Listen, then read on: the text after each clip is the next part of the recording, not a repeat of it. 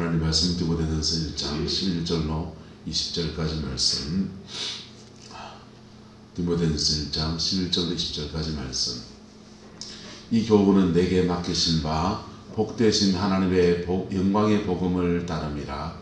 나를 능하게 하신 그리스도 예수 우리 주께 내가 감사함은 나를 충성되이 여겨 내게 직분을 맡기심이니, 내가 전에는 비방자요 박해자요 폭행자였으나 도리어 긍휼을 입은 것은 내가 믿지 아니할 때에 알지 못하고 행하였음이라.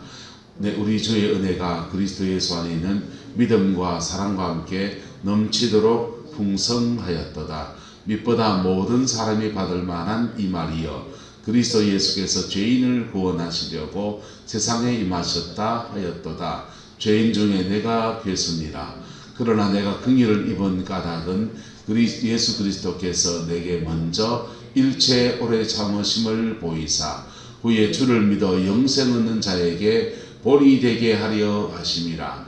영원하신 왕 곧 썩지 아니하고 보이지 아니하고 홀로 하나이신 하나님께 존귀와 영광이 영원 무궁하도록 있을지어다. 아멘.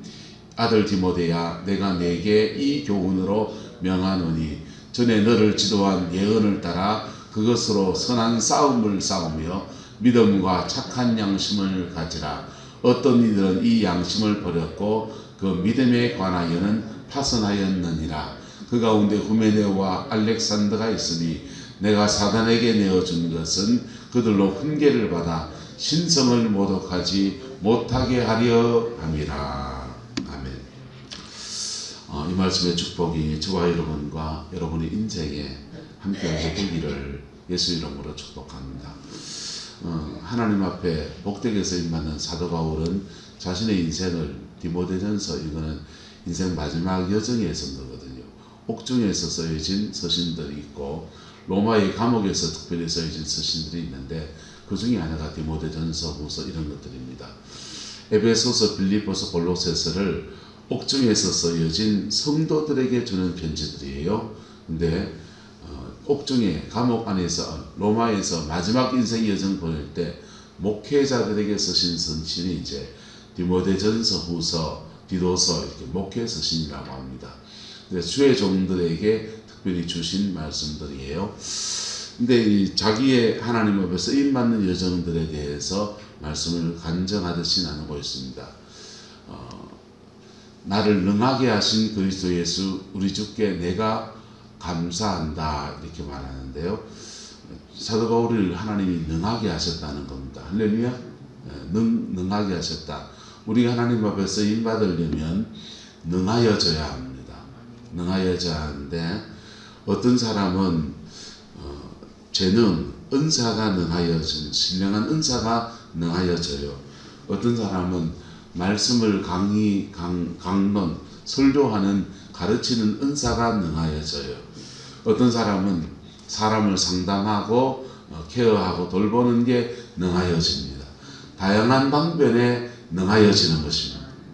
하나님 앞에 특별히 여러분의 자녀들이 주께 쓰임받는 자녀, 종의 길을 걷는 자녀 있으면은 하나님이 그를 능하게 하시기 위해서 기도해야 됩니다. 둔하고 찐따 같은 사람은 그렇게 쓰임받기가 쉽지 않아요. 왜냐하면 어리숙하고 좀 그래서요. 근데 그런 사람을 하나님이 부르신다고요. 부르시는데, 부르셔서 그 다음을 주님은 그를 뭐하게 하신다? 능하게 하십니다. 능하게 하시는데, 보세요. 요셉이라는 사람을 하나님이 부르셨습니다. 부르시는데 요셉은 막내예요. 막내에서 리더십이 없어요. 리더십이 있어야 지도자가 될 텐데 리더십이 없어요. 그래서 그 요셉을, 그리고 성령이 은혜를 주신 것은 너무 좋은 거고 귀한 건데, 받은 은혜를 가지고서 막 자기를 드러내고 자랑하는 데 사용하는 겁니다. 왜냐하면 요셉은 자기가 그 꿈이 장자가 되는 꿈이라고 생각하기 때문에. 근데 장자가 된다 할 때 세상을 좀 살아본 사람은 그게 시기 질투가 일어날 수 있다 없다? 있죠. 시기 질투가 일어날 수 있는 겁니다. 그래서 그런 거 생각하고 또 형들에 대한 겸손한 배려가 있다면은 그거 조용히 갈무리해 두고서 주님 내가 이거 어떻게 해야 되지요? 이렇게 묻고 기도하고 때를 기다리고 그런 노련함이 있는데 요셉은 그런 것이 없어요. 그래서 시기와 질투 속에서 그냥 애굽으로 팔려가고 그냥 끌려가고 종살이하고 온 고생을 하는 겁니다. 그런데 요셉이 하나님 앞에 쓰임받을 때 딱 보세요. 꿈을 해몽하는 은사는 자기 꿈을 해몽하던 사람이 자기 비전을 받은 사람이 남의 꿈을 해몽해 줍니다. 남의 꿈을 해몽해 줘요. 여러분 성령 받은 사람은 따라서 성령 받은 사람은 자기 응답은 자기가 받게 되어 있습니다. 응답받는 통로가 꿈이든지 환상이든지 아침에 말씀을 주든지 하나는 반드시 열리게 되어 있어요. 그게 안 열린 사람은 이것 붙들고 가세요. 그거 안 열렸는데 엄한 거 남한테 묻고 다니다 보면은 이상한 데로 끌려가요. 그거 안 열린 사람은 이것 붙들고 가세요. 성령의 인도함, 특별한 계시적 인도함 받지 마세요. 받지 마세요. 이것 붙들고 가세요. 또는 그게 안 열리고 전에는 열려서 꿈으로 뭘 자꾸 고비마다 보여주셨는데 안 보이면 엎드려서 회개하세요. 회개하고 성령님의 임재를 회복하세요. 그러면 다시 말씀하십니다. 다시 말씀하세요. 그래서 예수 믿는 은혜 받은 사람은 성령 받은 사람은 영적 통로가 하나는 다 열리게 돼 있어요. 왜요? 우리 인도하시려고. 할렐루야. 옆 사람 축복합시다. 당신은 하나님께 인도함을 받고 있습니까? 죄 짓는데도 인도하신다. 그거는 마귀입니다. 죄 짓는데도 꿈을 꾼다, 환상을 본다, 귀신이라. 성령이 만약에 죄 짓는데도 그렇게 말씀하신다면은 회개하라고 말씀하십니다. 그래서 근데 그거 받을 때 해석은 따라합시다. 지식, 지혜, 예언, 요 순서 세 가지로 가는 거예요. 요걸 벗어나서 다른 걸 추구하면 미혹되게 되어 있습니다. 마귀는 비슷한 걸 갖다 주고 네가 원하는 걸 갖다 준다. 죄송합니다. 미각해서 내한테 말하지 말해서 여러분이 원하는 걸 갖다 줘요. 그래서 미혹되어 버리는 거예요. 내가 꿈꾸던 욕을 딱 말하는데 사단입니다. 그래서 지식, 지혜, 예언 이 순서로 가야 돼요. 그럴 때 성령님의 나를 회복시키시는 은혜와 그리스도 안에 머무는 은혜와 함께 계속 우리의 삶을 이끌어 가시는 역사가 펼쳐집니다.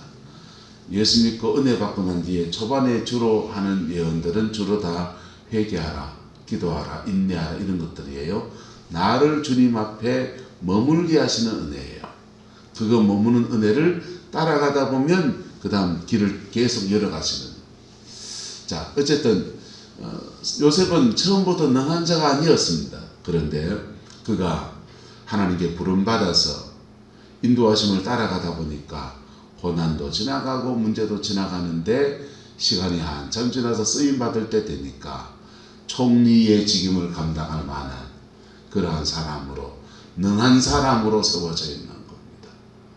하나님 앞에 능한 것은 은사적으로 능해서 자기 꿈을 해석하는 사람이 다른 사람의 꿈을 해몽해주고 다른 사람의 길을 잡아주는 사역으로 쓰임받아요.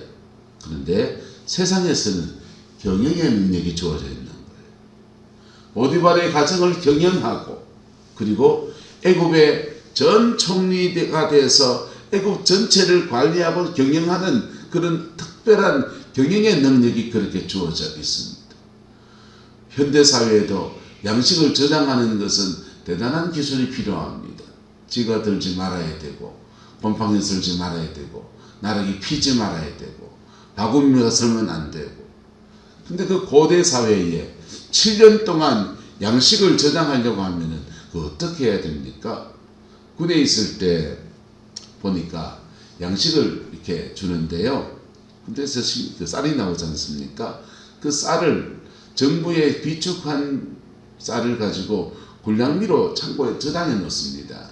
저장해 놓는데 비축미 가운데서 돌리는 거예요.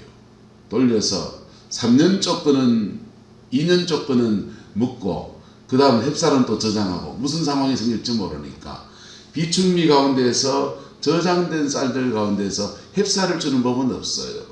그 전해의 쌀들을 비축미를 풀어놨습니다. 또 뭐 무슨 문제가 생겨서 수출이 안 되고 그러면은 갑자기 수출 안 된 그것들이 그냥 막 군대 부식으로 막 들어옵니다.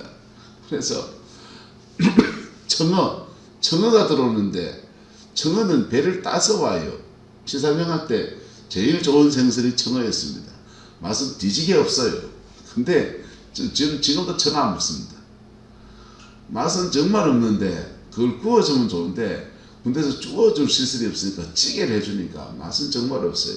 근데 요리하기는 너무 좋아요. 왜냐하면 배를 다 따가지고 청어 알은 다 수출하고 청어 몸띠만 잡고 오거든요. 그냥 예?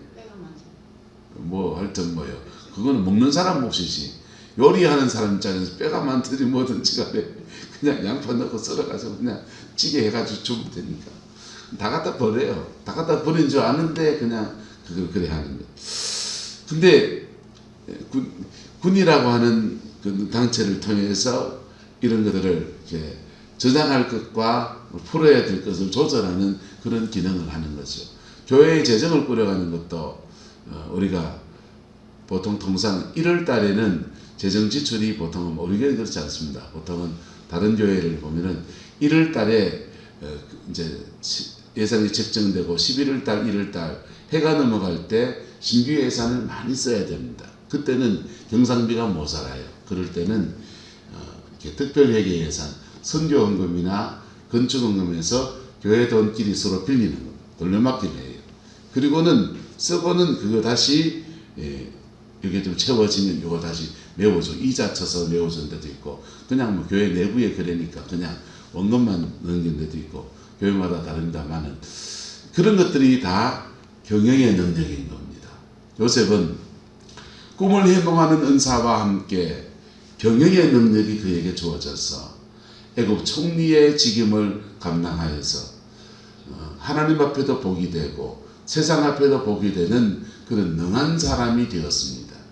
사도 바울은 하나님이 그를 부르실 때 그는 구약 성경을 연구하는 바리새파의 일원이었습니다. 그래서 성경을 애법 아는 사람입니다.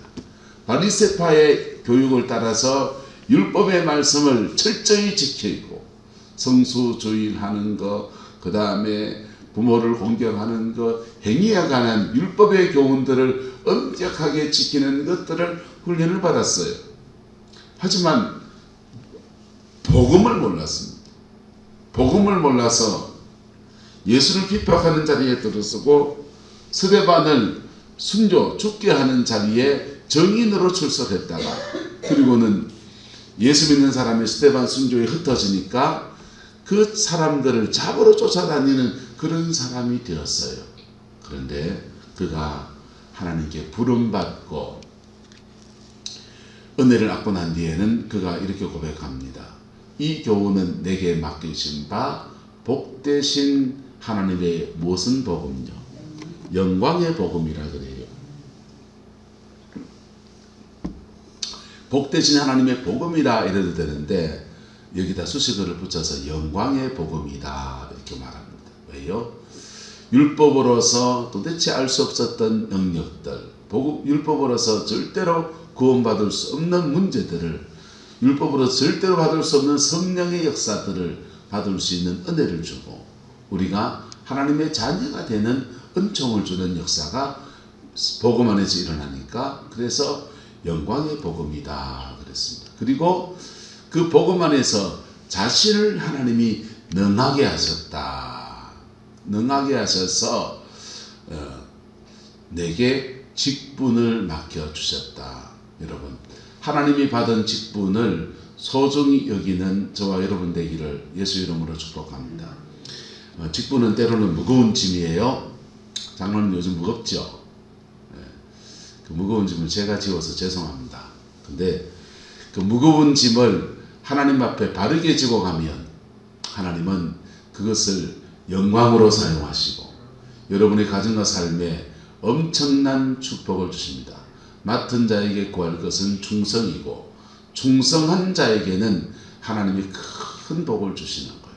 큰 복을 주셔서 대구 동천제일교회에 있을 때 손방호 장로님, 이분은 남성경금 속에 그냥 병사원으로 입사해가지고 그냥 알루미늄 만드는 공장의 직원이었습니다.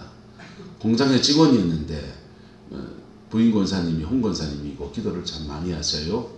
그리고 두 딸이 이제 큰 딸은 선교사가 돼 있고 작은 딸은 딸이 둘이 있는데 딸은 합동적 목사의 교회 목사 사모입니다. 제가 다 가르쳤지요. 근데 그래서 그 장로님이 이제 남성경험소에 근무하면서 교회 피택을 받아 장로님이 됐는데 이분이 장로님 되고 나니까 마음에 부담이 드는 겁니다. 교회가 대구에서 그렇게 큰 교회이긴 하지만은 동천이라는 지역은 대구에서 조금 가난한 동네예요.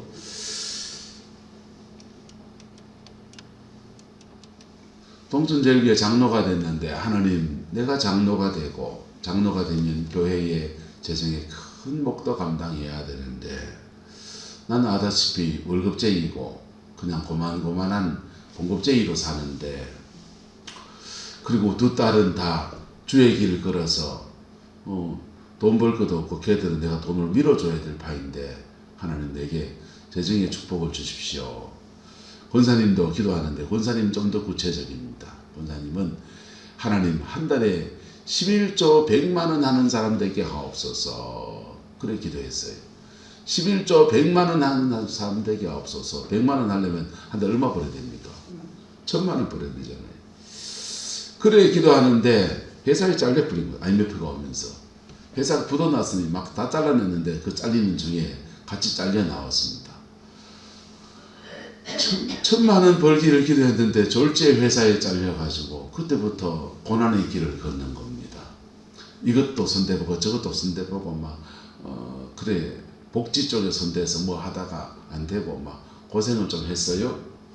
근데 하나님 앞에 기도하고 씨름하고 하다 보니까 하나님이 길을 터주시는데 옛날에 하던 거 그냥 이어가라 해서 남성경금 속에 근무했으니까 그 안에서 밥그릇이 아니고 냄비 이런 거 나오면 후라이팬, 냄비 후라이팬 그거 판매하는 양판정 비서 다 들고 다니면서 온데 팔는 트럭에서 팔기 시작하는 겁니다. 쭉 팔고 다니고 설명하고 그러는데 잘 팔려요. 잘 팔려가지고 그 대리점을 열었습니다. 그리고는 그게 대박이 났습니다. 정말 한 달에 100만 원씩을 좋아하는 사람이 됐습니다. 그리고 두 딸, 주의 길을 걷는 두 딸을 재정으로 마음껏 밀어주는 사람이 됐어요. 교회의 재정의 많은 부분을 짊어지고 계시고, 저도 지난번에 거기 이제 모교회라고 설교하러 갔더니 강사사례비 위에 아이고 장로님이 나한테 10만 원 더 주시더라고. 옛날 우리 딸 공부 잘 가르쳐줘서 고맙다고. 여러분, 하나님 앞에 물질로 쓰임받는 은혜도 그렇게 주어지는 거예요. 주님이 능하게 하셔서 장로의 직임을 잘 감당하는 자에게는 하나님이 아름다운 지위와 그리고 그 지위에 따른 직임을 감당할 수 있는 은사를 주든지 돈을 주든지 하여튼 뭘 주십니다. 그래서 주님이 능하게 하시는 여정들을 바르게 잘 걸어가는 저와 여러분 되기를 예수 이름으로 축복합니다. 근데 여기서 중요한 게 뭐냐면 우리가 충성해야 되는 거예요. 누구한테? 내 뜻 아니고 하나님의 뜻에 충성해야 되고.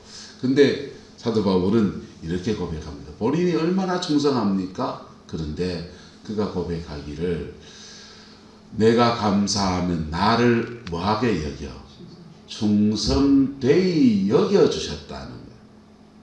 이게 얼마나 감사한지요. 여러분, 사람들은 이런저런 평가들을 해요. 자기가 자기를 보는 평가도 있고요. 남이 자기를 보는 평가도 있습니다. 근데 저 사람 참 성실하게 참 충성한다 이런 사람도 있고요. 어떤 사람은 남이 보기에 충성하는 것 같은데 본인은 너무 아니다 싶은 분도 있고요.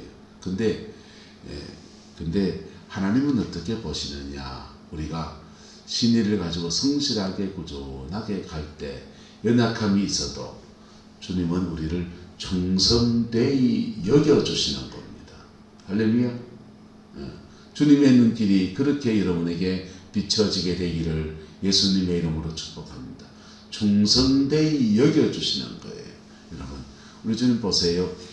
마태복음 25장에 탈란트 비유를 보면 5달란트 남긴 사람이 5달란트를 남겼다고 칭찬하십니까? 충성했다고 칭찬하십니다. 주님의 판단 기준은 언제나 충성이에요.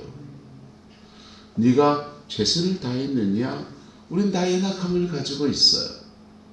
연약함을 가지고 있어. 어떤 사람은 잠이 많고요. 어떤 사람은 지식이 짜치고요. 어떤 사람은 은사가 모자라고요. 어떤 사람은 다 자기의 연약함 중에서 그렇게 하나님 앞에 가는 겁니다. 그 다 갖춘 사람은 없어요.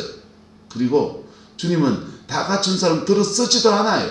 주님은 약할 때 뭘 주시는 분, 강함을 주시는 분이에요. 자신이 약한 가운데서도 믿음으로 살아가려고 하는 몸부림 안에서 하나님이 나머지 것들을 주의 능력으로 채워서서 그렇게 하시는 거예요. 그래서 연약함을 자신의 스스로 바라보는 사람은 절대로 쓰임받지 못해요.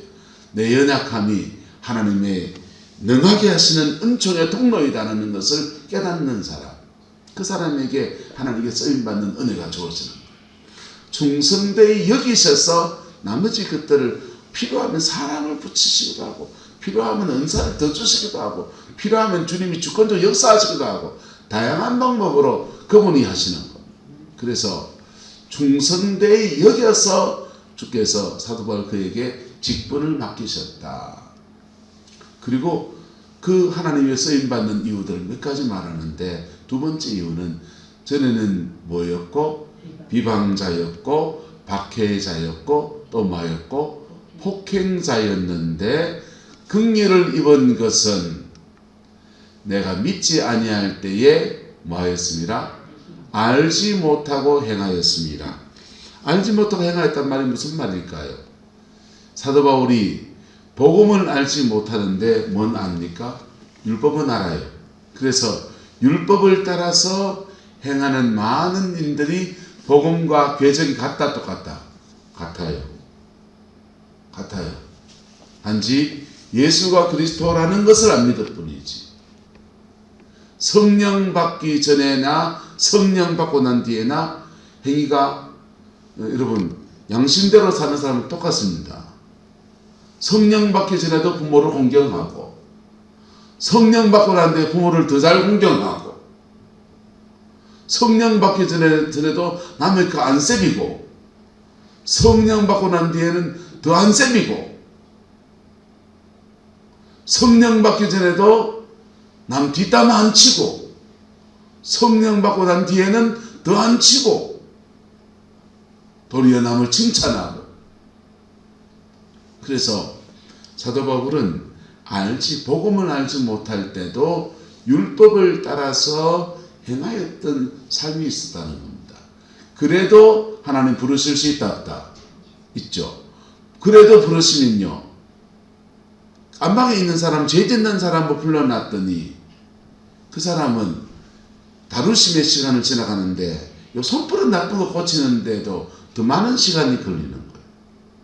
사도 바울은 진리가 뭔지만 딱 깨달아 버리면 확 그냥 바뀌어버릴 사람인데, 세상의 습성이 습관적인 죄, 윤리적인 죄에 빠져있는 사람들은 복음 안에 들어와도 자신의 죄성을 빼내는데 연단이 더 많이 걸려요. 사도 바울은 그런 건 없는 거예요. 그래서 믿지 아니할 때에 알지 못하고 행하였습니다.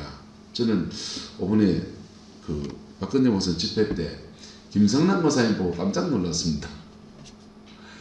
새벽기도 안 오시고 수요 예배도 안 오시고 주일 예배만 오시잖아요. 오후 예배 때 들어 성령이 이렇게 만지시면 막 하는 그런 데 가서 가끔 또 신방 가서 기도해 보면은 이분이 영적으로 잘 가져가는구나 안심은 하고 있는데, 근데 이번에 와서 기도하는데 보니까 안 믿는 사람으로 말문이 튀더라고요. 말문이 튀는 건 예언이 열릴 때거든요. 불신자들 말로 무속의 세계로 말하면 말문이 튄다 할 때 예언이 열리는 때라고요. 그래서 하루에 2시간 방언 기도 하신대. 하루에 2시간 방언 기도하고 처음에 그 신앙의 틀을 배울 때 잘 배웠습니다. 차라리 불신자 때 예수 믿을 때 초반에 잘 가르쳐줘야 돼요. 죄송합니다. 여러분들 좀 걸먹었습니다. 왜요? 예수 믿고 난 뒤에 잘못된 습관이 너무 많이 배겼습니다. 잘못된 습관이. 신앙생활을 요래해도 되고 저래해도 되는 줄 아는 습관들이 다 배겨버렸어요. 그거 빼내는 데 시간 많이 걸립니다. 그분은 예수 믿고 얼마 안 돼서 따님이 문제 있으니까 따님 때문에 기도하려고 할 때 그때 실로암 사역센터 쪽에 연결된 사람들이 회개 기도문 줬습니다. 그래서 회개 기도문 가지고 철저하게 회개하고 그리고 성경을 얼마 읽고 찬송을 얼마 하고 또 룰대로 기도하시는 거예요. 그때 배운 룰대로. 근데 그리고 제가 기도하면서 방언을 열어줬거든요. 그때부터 방언 기도가 더해져서 회개 기도에 방언 기도가 더해져 가지고 회개하고 방언하고 찬송하고 성경 읽고 그게 그분의 삶이에요. 매일 하루에 2시간씩 꼬박 합니다. 그랬더니 기도가 쌓여가지고 이제는 은사가 열리려고 하시더라고.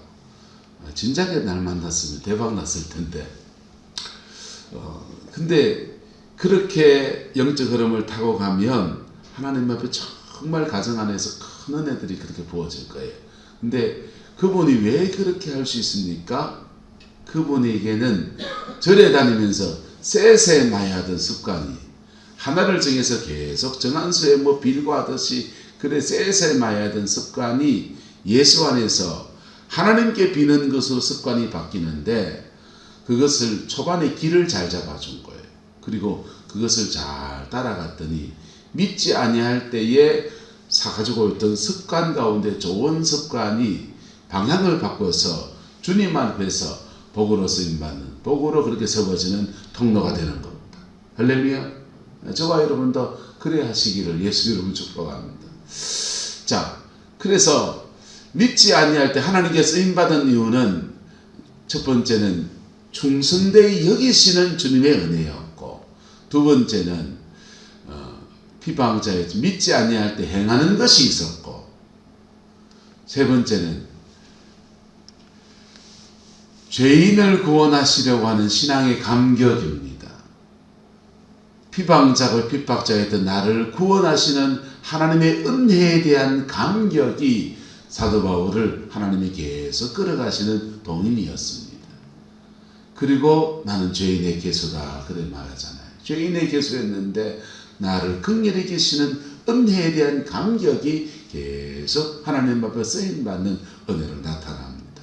그 다음은요. 네 번째 그가 쓰임받는 이유를 말하는데 내가 긍휼을 입은 까닭은 예수 그리스도께서 내게 일체 오래 참으심을 마사 보이사 후에 주를 믿어 영생 얻는 자에게 뭐가 되게 하였습니까?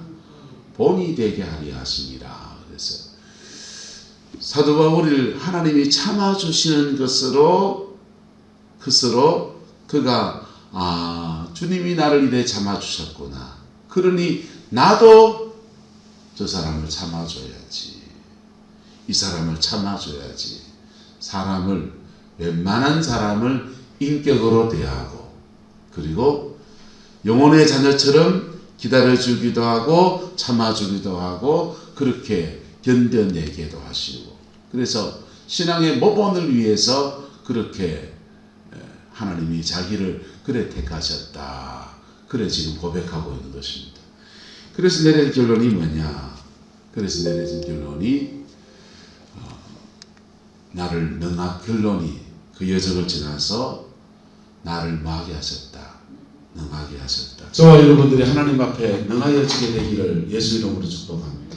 사도 바울은 그렇게 여러 가지 하나님께 부름받은 1, 2, 3가 쭉 얘기하고 있는데 모범이 되게 하셨다.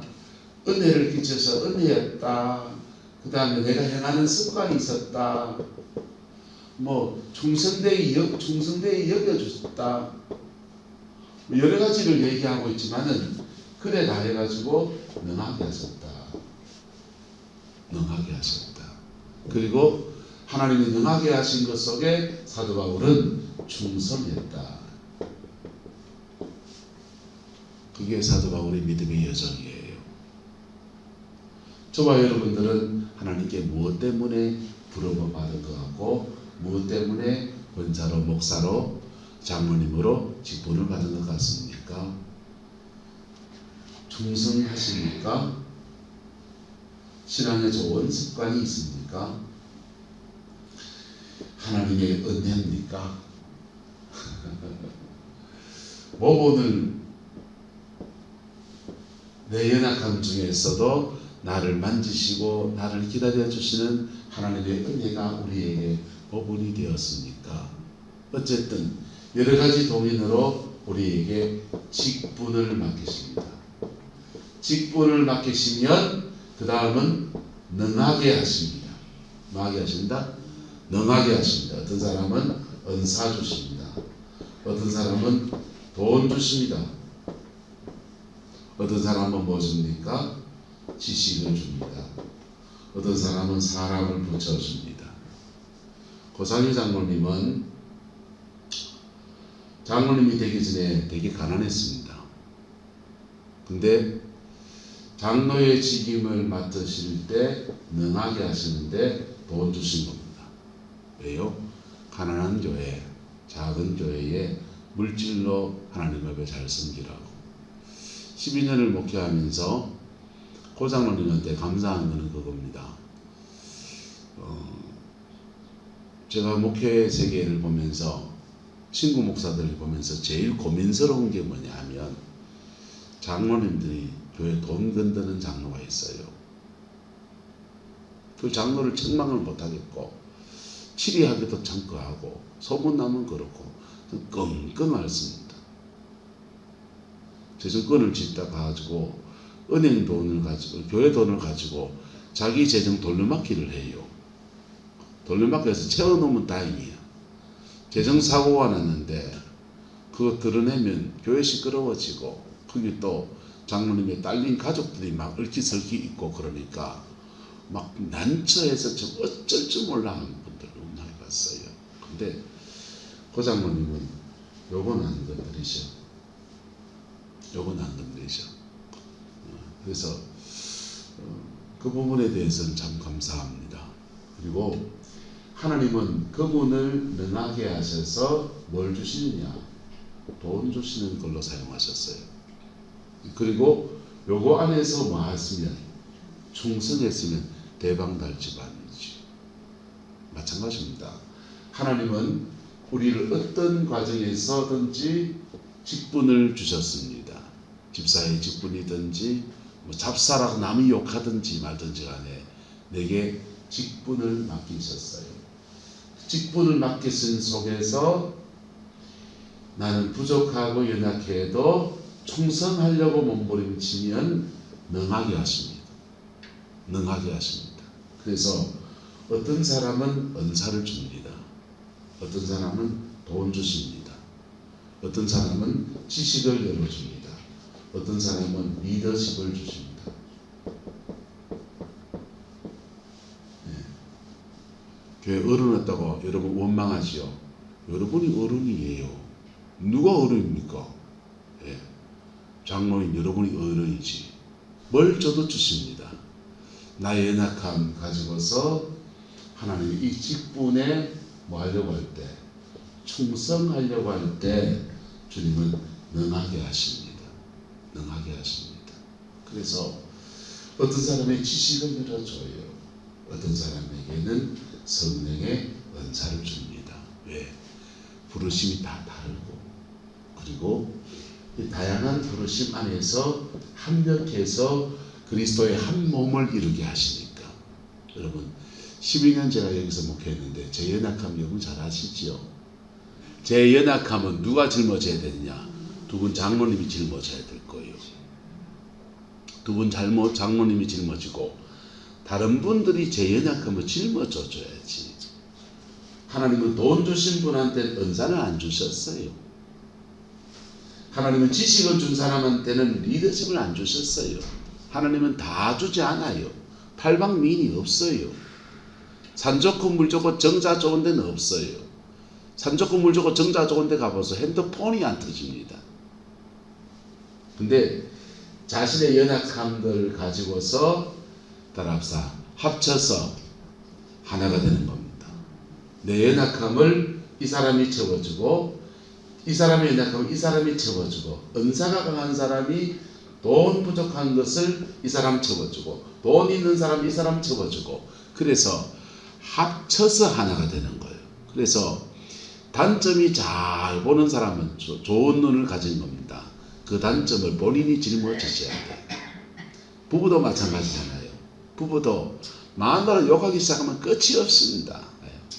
그저 내게 주님이 맡기신 직분 앞에 충성하는 저와 여러분 되기를 예수님의 이름으로 축복합니다. 그리고 그 속에서 주님이 능하게 하시는 것들이 일어나는 거예요. 근데 하나 주의해야 될 거는 교만하면 안 돼요. 주님이 난 은사 줬다 이가 이러면 안 돼요. 하나님 내게 나는 사람 만나면 3번만 휘어잡아서 리더십을 내 사람 만들 수 있어. 그런 거 있어도 겸손해야 합니다. 할렐루야. 겸손해요. 하나님이 돈을 독고이로 갖다 주셔도 그 돈 가지고 돈제이 하면 안 돼. 이말로 돈제이 카드. 돈제이 하면 안 돼요. 아무리 많은 지식을 줘도 그 지식 가지고 하나님이 복되게 쓰임받으라고 한 거지, 그 갖고 자랑질하고 그냥 사람들 못 배운 것들이 이래 없인 여기면 안 돼요. 겸손할 때 이 하나님 능하게 하신 것들은 하나님을 더 아름답게 섬기게 하시고 더 쓰임받게 하시는 은혜의 통로들인 것입니다. 사도 바울은 이렇게 하나님께 쓰임받았고 그 여정 안에서 인생 마지막까지 달려갈 길을 다 달려가고 믿음을 지키고, 그래서 하나님이 주신 영광의 면류관을 차지하는 은총의 역사가 펼쳐졌어요. 그분은 결혼을 하지 않았으니 영혼의 자녀들 디모데와 디도와 이런 사람들에게 자신의 영적인 유산을 마음껏 물려주는 사람이 되었습니다. 우리는 장가를 가고 시집을 가서 아를 낳았으니 우리가 충성한 것에 대해서 하나님이 갚으시는데, 천국에서는 내게 상으로 갚으시고 여러분의 믿음의 후예들 자녀들에게는 축복으로 갚으시고 나의 인생에는 풍성한 열매로 갚으십니다. 남은 인생에는 그 은혜가 저와 여러분과 함께하게 되기를 예수님의 이름으로 축복합니다. 열쇠는 뭐냐? 무슨 능력이 있어도 나를 하나님이 충성되이 여겨주신다. 그럴 때 우리는 이 한마디의 단어 안에서 어떤 은사가 있든지 어떤 재능이 있든지 얼굴이 잘생겼든지 못생겼든지 돈이 있든지 없든지 그저 나는 주님이 나를 충성되이 여겨주셨다. 이 은혜의 감격이 나를 끝까지 쓰임받게 하는 겁니다. 그 은혜가 여러분의 가정과 여러분의 남은 인생과 여러분의 자녀 손들 안에 천당 갔을 때까지도 함께하게 되기를 예수 이름으로 축복합니다. 기도하겠습니다. 좋으신 아버지 하나님, 주님의 은혜와 사랑을 아버지 앞에 구하고 아버지의 자비하심을 주 앞에 간청합니다. 오성노님 성모의 모든 성도들 축복하시되 특별히 교회의 직분을 가진 당신의 종들을 축복하사 연약하고 부족한 중에도 충성되이 여기시는 주의 은혜가 풍성하게 하옵소서. 아버지, 우린 다 부족하고 실수도 하고 연약함도 있습니다. 그러나 늘 피 묻은 십자가의 은혜를 의지하며 나갈 때 충성되이 여기시는 주의 역사가 벌어지게 하시고 긍휼을 입은 까닭은 일체 오래 참으심을 보이사 후에 주를 믿는 자들에게 참아주고 인내하고 기다려주고 본을 끼치는 주님의 사랑에 본을 끼치는 사람으로 세우시는 여정인 줄 알고 그 여정 바르게 잘 걸어갈 수 있게 우리 하나님 인도하여 주옵소서. 여호와께서 한없는 은혜와 사랑으로 함께해 주시기 원합니다. 예수님의 이름으로 축복하며 기도드리옵나이다.